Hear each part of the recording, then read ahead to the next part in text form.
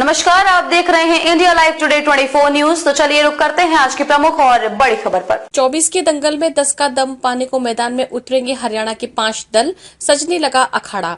भारतीय लोकतंत्र से सबसे बड़े महापर्व की तारीखों की घोषणा जल्द होने वाली है। 2024 के इस चुनावी अखाड़े में 5 पहलवानों भाजपा, कांग्रेस, आप, इनेलो और जचपा के बीच 10 पदक लोकसभा सीट दांव पर लगे हैं। जीत दर्ज करने के लिए सभी पहलवान अपनी अपनी रणनीति बनाने के साथ प्रतिद्वंदियों की कमजोरियों पर प्रहार की तैयारी में जुट गए हैं। हरियाणा के पहलवानों और भारतीय कुश्ती संघ के पदाधिकारियों के दंगल पूरे देश ने देखा। इनके दाव पेचों से खेल का माहौल तो गर्म हो रहा है। अब बसंत बीतते ही हरियाणा में एक और दंगल सज गया है, चुनावी दंगल। सियासत के अखाड़े का माहौल बदलने वाला है। राजनीति के अखाड़े में कब क्या हो जाए कहा नहीं जा सकता। पड़ोसी राज्य पंजाब में एक दूसरे के सामने प्रतिद्वंदी आम आदमी पार्टी, आप और कांग्रेस की हरियाणा में एक टीम बनकर भाजपा से मुकाबला करने के लिए हाथ मिला लिए हैं। कांग्रेस ने कुरुक्षेत्र लोकसभा सीट आम आदमी पार्टी को दे दी है। कांग्रेस और आप ने चंडीगढ़, दिल्ली और गुजरात में भी गठबंधन किया है। वहीं भारतीय जनता पार्टी भाजपा के साथ राज्य की सत्ता में सहयोगी जननायक जनता पार्टी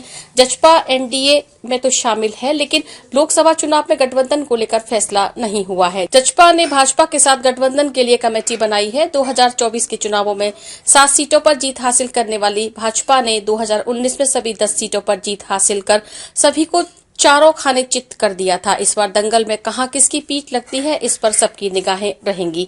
भाजपा मोदी का चेहरा, मनोहर का भरोसा।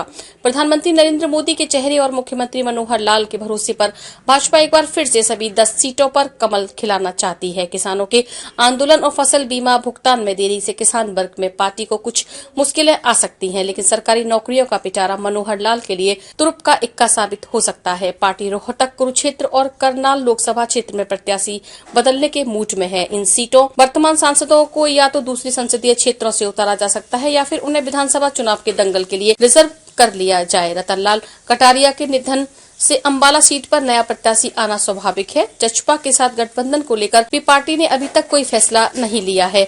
हालांकि अभी तक पार्टी के कई बड़े नेताओं का मानना है कि भाजपा को हरियाणा में गठबंधन में चुनाव नहीं लड़ना चाहिए, लेकिन इस पर अंतिम मोहर पार्टी हाईकमान लगाएगा। भाजपा प्रदेश नेतृत्व ने हरियाणा की सभी 10 सीट पर संभावित उम्मीदवारों का पैनल हाईकमान को भेज रखा है। पार्टी कम से कम 2 महिला उम्मीदवारों को चुनाव मैदान में उतार सकती है।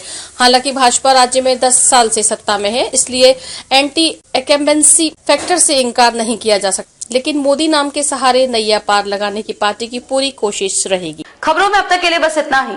फिर होगी आपसे मुलाकात ऐसी किसी बड़ी और खास खबर के साथ। तब तक के लिए नमस्कार और देखते रहिए इंडिया लाइव टुडे 24 न्यूज।